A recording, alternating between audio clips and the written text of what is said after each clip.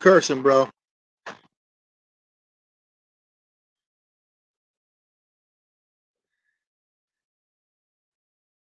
Hello, everybody. Welcome to the latest edition of the Varsity Aces Live, our first show for 2021. Happy New Year to everyone. I know it's a little late. My name is Darren Cooper. I'm the local sports columnist for The Record and NorthJersey.com. And, well, it's been 90 years in the making. The big news today, the NJSIAA revealing that full membership had voted to rescind the language in the Constitution to pave the way for true group champions in high school football. And joining me tonight, two guys, key members in passing this legislation. We're going to have a good time talking to them about what they were able to accomplish and what the next step is going forward. Is this a new day in New Jersey? I am so excited to have my two guests. First, all the way from Western Jersey. I didn't even know there was a West Jersey, but the one and only Derek Sellers. Carry on, good man. Thank you. How are you doing tonight? I'm amazing. I'm absolutely amazing. So glad you're joining us. And New Jersey Football Coach Association Commissioner, the Big Cheese, Coach Jakes, John Jacob. How are you doing tonight, John? How's your family? Everybody's great. Thanks for asking. Good. Happy New Year to you both. First question before I spend a little time with Jake for both of you. Just, Jake, I'll start with the reaction today. When you found out the official word, it's done. The Constitution has been changed. 90 years of this, we've been waiting. I think it was sort of a sense of, aside of obviously a pretty celebratory moment. I think it was a real sense, it was a relief because, as I think, we could celebrate this for a little bit and then, we got to kind of get to work. And I think that's what we know that's the next step to get a proposal together. But definitely a celebratory day. Great day for New Jersey football. Great day for the media, great day for administrators, coaches, everybody that cares about New Jersey high school football. And Coach Sellers, we were saying just before we went on the air, we down this road multiple times in the last couple of decades, and finally the word came down positive today. Yeah, I feel like it's the whole bridesmaids thing. And I have to give a shout out to Mike Van Zyl from Waukegan Valley. I know he's gone and retired, but his ideals, the thing that he pushed for is the baby of this. So this is us finally growing up. It's been a few years. It's been at least 15 to 20 years of us as football coaches, as ADs, trying to push this up. So I got to give a shout out to Mike Van Zyl and all the football coaches of the New Jersey Football Coaches Association that helped get us to push this through. And if I could dance, I would be dancing right now. That's how happy I am because that's, it's been a 20-year struggle to get this going, and I'm so excited about it. Remember, you're watching Varsity Aces Live. I'm Darren Cooper along with Coach Jakes and Coach Sellers. We're talking about the big NJSIAA football news today, allowing state football champions potentially as early as 2022. And that leads me right to you, Jakes. What's the next step here? What happens now? Well, next step is, we have to have a viable proposal that's submitted. And, that proposal doesn't necessarily mean that it's not a proposal that can be, tweaked at some, along the way as, all the various stakeholders kind of, vet through it. But, the most important process right now is getting a viable proposal that, demonstrates kind of all of the preconditions that went into this, garnering all this support. The stuff we've talked about before. So in a nutshell, what's being discussed is kind of losing a game in the regular season. So an 8-game regular season and then essentially a 32-team bracket, kind of north and south in each of the 5 groups. Thanksgiving is preserved, and then maybe are we going to preserve a North champ and a South champ, Jakes, or is that too far in advance? We're not quite there yet. And then, but we'll have a state champ out of each. Yeah, I think that maybe is jumping a little bit far. I think the most important factors to consider with a viable proposal that'll be kind of well received by the entire state is some of the things that you and I have discussed, a lot of us have discussed in the past, I think you mentioned it before. The sanctity of the Thanksgiving Day games, making sure that those teams aren't placed in a compromise, and keeping it within the confines of the calendar. Not extending the calendar is something that's really important to, I know, administrators in the NJSIAA, and we believe we have a solution to be able to check all those boxes. And Jakes, I think Colleen mentioned, is the advisory committee meeting for the NJSIAA, it's end of the month, right? And to follow the timeline, the proposal's got to be to the advisory committee by the end of the month, and then sectional meetings, right, to get feedback on everything. Yep. And then we got to do another full membership vote in June, which I think, again, and this is where I got to give, this is where I got to give the NJSIAA credit and Colleen credit. I think that was something that probably doesn't get spoken about enough. I thought that was a really unique approach to sort of gaining all the support and all the traction that it did, was to make it very clear that any proposal would be a very transparent process, and one that was voted on the membership, that they wouldn't be opening themselves up to a Pandora's box by just voting to remove the language and then get stuck with a proposal that nobody wanted to live with. So I think that's real important that you bring that up.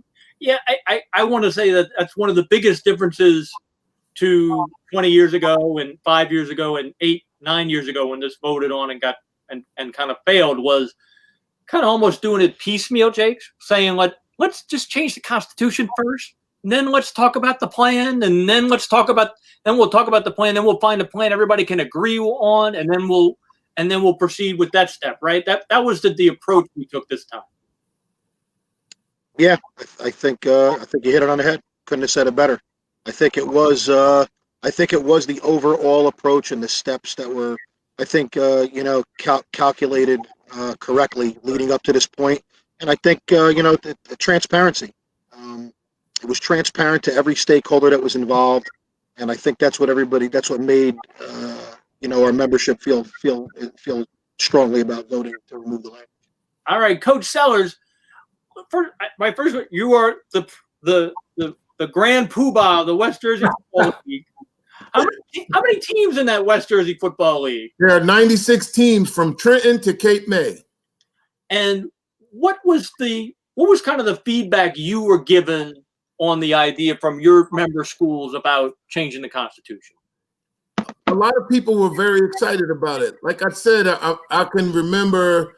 I know, one thing about having Zoom, it helps us out, because we used to drive, get in the car and go to Rutgers for the NJFCA meetings. Yeah. And we would make sure we were there, because, we would get these presentations on, we get ready to try to have a state champion. And I think, like Jake said, we tried to do it all at once.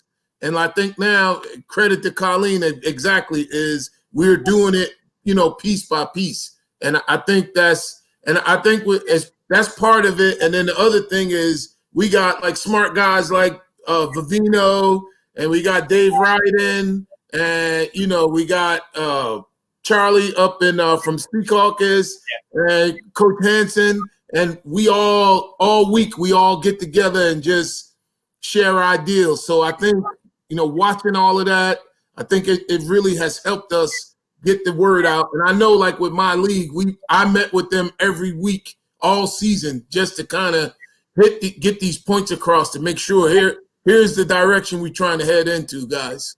And Coach Sellers, how important do you think it was? Unfortunately, we're still living in a pandemic, but the flexibility everybody showed with their schedules this year, and we had games that we never ever would have had before. How big of a factor do you think that was in helping people see the light in a way? Yeah, but like I told you, I have to give a shout out to Ramapo High School and their whole coaching staff, and the way that they treated the Willingboro kids when they came up there. And that was absolutely a great game. And a lot of people thought that Willingboro was going to go up there and they were going to get killed, but it ended up being a really good game. It came down to the last play of the game. So I really want to shout out Ramapo, and even Sparta for playing Shawnee, and then DePaul for coming down. Yeah. And we've had every week I would call one of those guys. We would call, hey, we got this team open. What about that team? And we would hook them up together. And a lot of times we ended up with some really good games. So I was, Cherokee was willing. They went up and played the Hun School. And then, I just, St. Joe's came down and played Cherokee. It was just, Eastern went to Union. Like, man, it was so much fun. I felt like Monty Hall. Like I said, I'm aging myself. I know that these guys are used to that, the Drew guy, but I've had Monty Hall. Let's make a deal. Monty Hall was deal, man. What do you got in your pocket? You got a paper clip? You got a paper clip? What do you got in your purse? Coach Sellers, I'm curious, how many Thanksgiving Day matchups do you still have in the West Jersey Football League? Yeah, ours are huge. So ours are huge. And ours is on the level of Easton Phillipsburg. Like, that's huge. So I got Millville and Vineland, who they will probably secede and not play football ever again if you try to get rid of that game. And then I got Haddonfield and Haddon Heights. That's huge. And Salem and Woodstown is huge. And people are like, where's Salem? Salem is right at the Delaware Memorial Bridge. Salem and Woodstown is down by the Delaware Memorial Bridge. So I think one other thing, too, from this year is people got a lot of geography lessons as to where schools were, and they realized how far or how close the schools were. So, all right, this might be kind of a cultural question, but, up in North Jersey, we're down to now just basically 3 in Bergen and Passaic County Thanksgiving Day games. What do you think? Why have they held on so long in the South and when we've lost some in the North? Because I really believe, like, Haddonfield and Haddon Heights, that game it's 100 years old. Millville and Vineland is like 100 years old. Yeah. East and West, like, you got some of these games. I think, like we said early on, I remember this from 20 years ago. Some of these games, they just won't die because of the tradition. And I really believe that the COVID really changed a lot of people's thinking. And I think it's kind of changing, but those people want those games. They want to play on a day's notice. They do not care. If Millville lines up for a season and they don't get to play Vineland, the season is a failure. Like, they don't even, that's looked upon as, blasphemy if you're trying to get rid of that game. So I never, ever wanted to try to get rid of those games. But I know up north, we are like losing a lot of those games. But down here, the games are they still huge. So another question for you, Coach Sellers. Where do you stand with what your league is going to do in 2021? Kind of glossed over in all this is we had a really strange 2020, obviously. I mean, are you working on schedules? Are you going to? We are actually working on the schedule right now, and so between working on the schedule and working on this proposal for us we got to figure out when we're going to start, what days we're going to start, and how many games we're going to need. And what we've been doing is we usually get together with the Shore Conference and do games with them. So we got to decide if we're going to do games with them or not. Or like the Big Central reached out to me about getting some games. So we're going to probably have to go with our schedule from the original schedule because we had to make a COVID schedule. Right. So this will actually be the second year of our schedule from 2 years ago, to be honest. All right, Jake, that's one of the questions I got online today was, why are we waiting till 2022 if we can pass this in June? Couldn't we have like a plan B on the side over here? This is what it would look like. But explain to the audience why it's too hard to do that, in such short a time. I mean, just from a procedural standpoint, with the final reading, the final reading would have to take place in June. Yeah. I just think just from a logistical standpoint, it's just not enough time. It just strikes me that the 2020 season almost counts, but it doesn't count because we didn't follow any perceived formula. And now we're going to say, well, it's 2021. I'm just playing devil's advocate for a second. I understand. But 2021, shoot, it's almost like a blank slate. We didn't really have 2020. We can do whatever we want in 2021. Yeah, I mean, like I said, I think that, as far as just as far as the timeline, and really wanting to get it right up until the last reading. Kind of progressively vetting it over the course of the next few months. I just think that I understand. Listen, we're ambitious, to believe me. I mean, we waited 90 years, so and like Derek said, the guys like Van Zyl, guys like Derek, my man right here, and all these guys that laid down the foundation for the NJFCA. Believe me, it's not a lack of eagerness. It's just for us to roll it out effectively, correctively, the way we want to do it. It better serves us to wait till the 2022 calendar. I understand. I asked the question. I wanted to bring it up. And Darren, the other thing is, we still are not out of this pandemic. I mean, I know a lot of people. It's a vaccine out there, yeah, but by the time it gets to average everyday people, it's going to be like September, October. It looks like that's the way it's going. So we still don't know. Even if you have the schedule and you have divisions, you still don't know if you're going to be able to play. Like you might miss 2 games. Like I had a team, Delran, they only got to play like 3 games all season. So how can we make them champs? And I know we're going to be dealing with some of that COVID, some of those COVID issues this year as well. So we had. I got to tell you one thing I'd add too, Darren. I think the fact that it was, and I think, and Derek will probably test this. Derek and I sit on a couple of committees together. I think that proposing that it went to 2022 and not 2021, I think that gave a lot of our member schools who voted a level of comfort, that year cushion.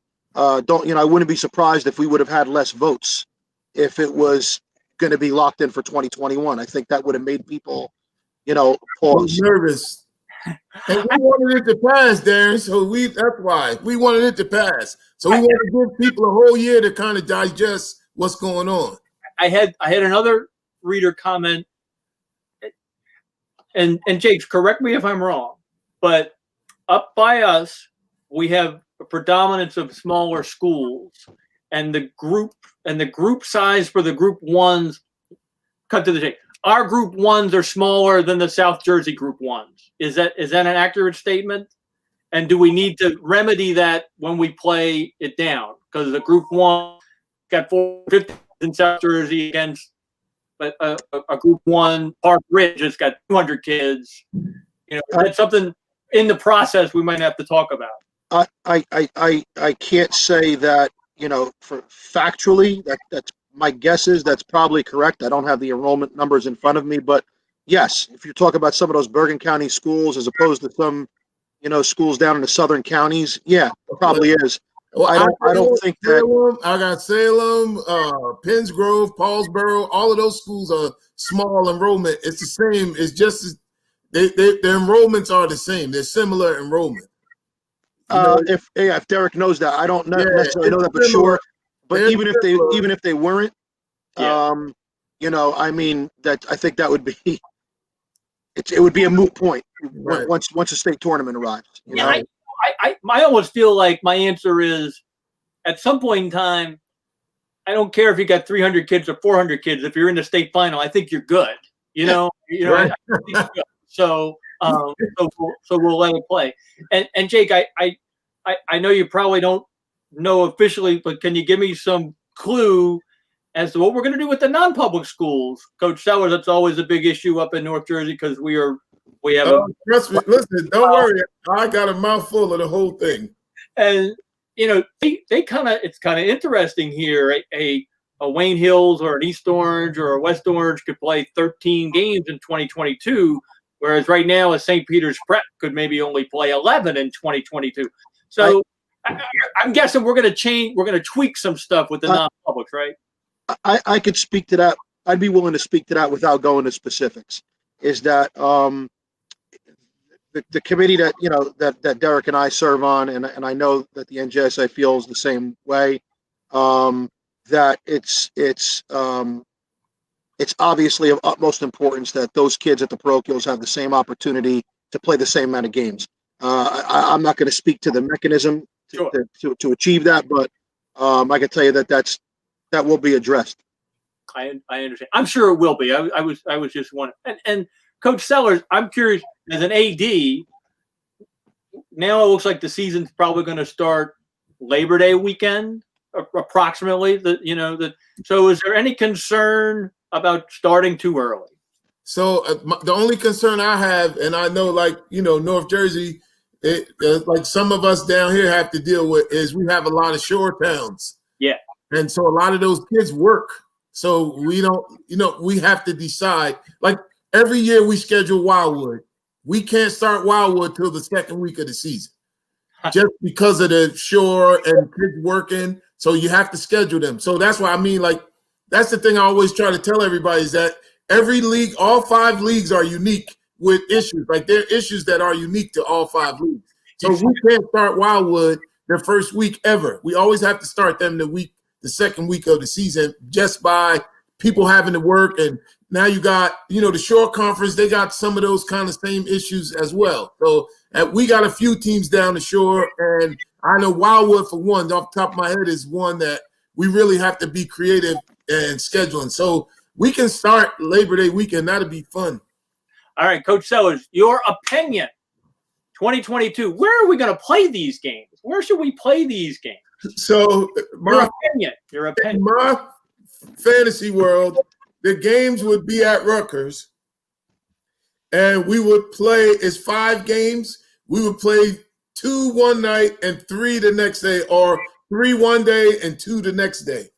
And I think you'd have to mix them up to mix up the crowd. So you're going to have to do something like that. But I just want the 5 conference presidents and Jakes for all of us to be there and to sit on the sideline with each other and just admire the crowd and just make sure we're all there to present those trophies to the first-time state champs. And we have the governor come out and do the coin toss for the Group 5 game.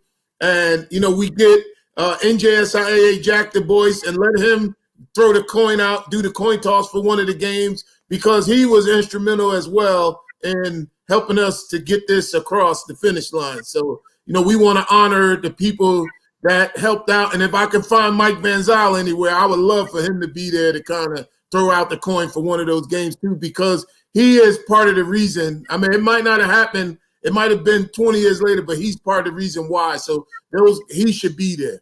Well, I think Jakes has the governor's phone number. I'm sure he could give governor. He's got everybody else's phone number in the world. But I like everything. I like all what you're saying. Attention, ladies and gentlemen, these guys aren't going to say this out loud, but they're already working at trying to get Rutgers in 2022. I'm sure of it, and that will be an exciting day. Let's hope that, hey, maybe the weather's kind of like this. Hey, we'll take 42 degrees, right? Maybe we'll get a little sun in early December.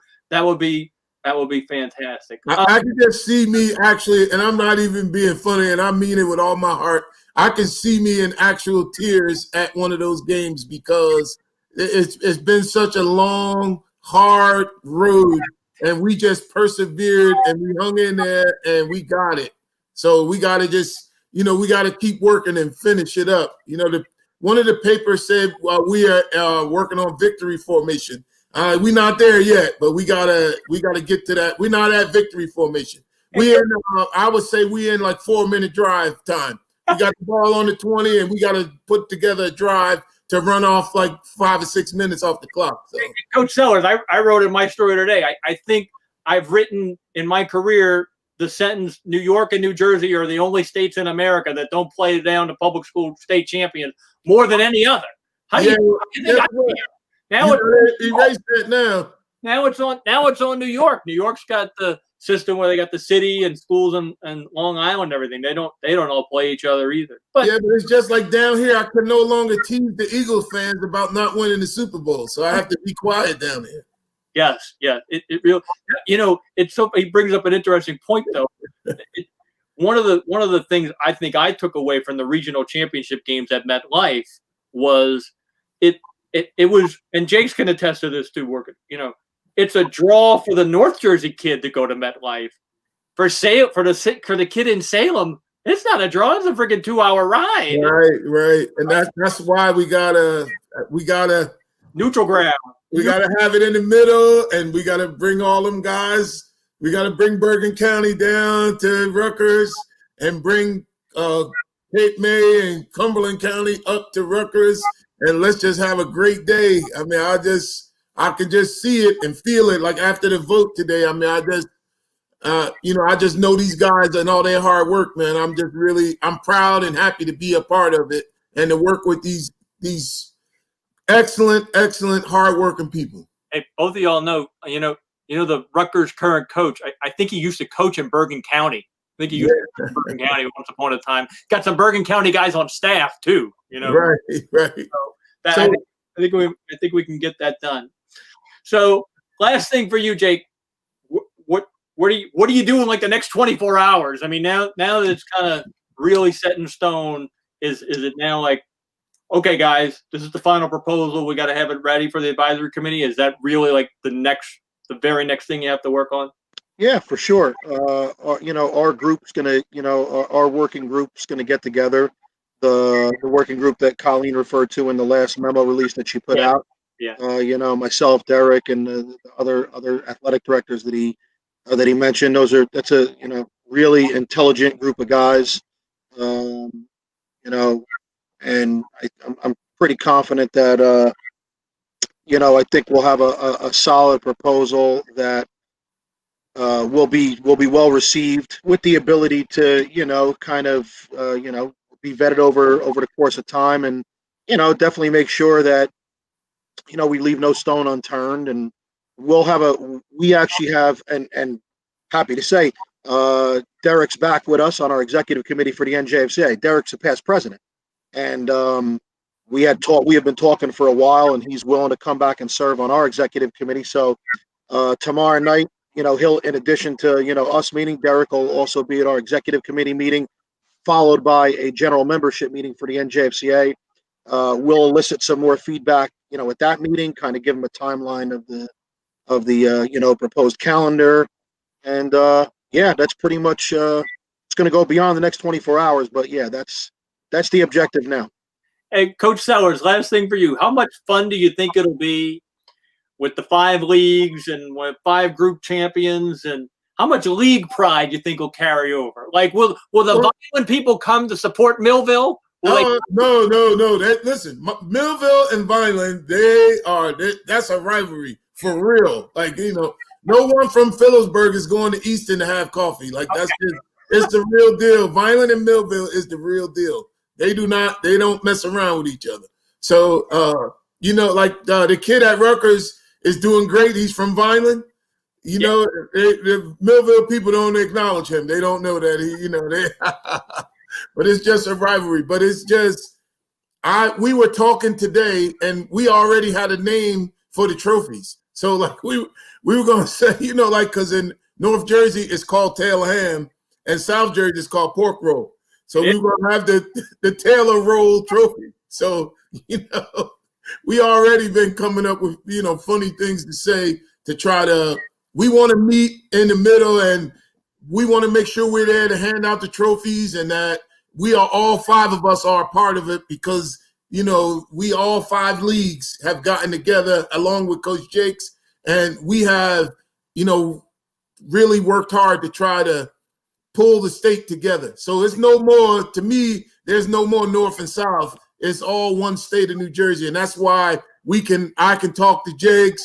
We can call up to Big Central. We can call the Shore. We can call anybody. So I think one thing we've done this season is we've gotten rid of North and South. So it's New Jersey. New Jersey football. This is what's best for New Jersey, is to play to a state championship. And I can't wait to hand a trophy to somebody. God willing, and I'm alive, I'm going to be there to hand a trophy to somebody. All right. Carry on, good gentlemen. Thank you so much for your time. Jake, good to see you. Coach Sellers, great to see you. Thank you so much. We're going to wrap things up here on Varsity Aces Live at the end of a truly historic day in New Jersey high school sports history.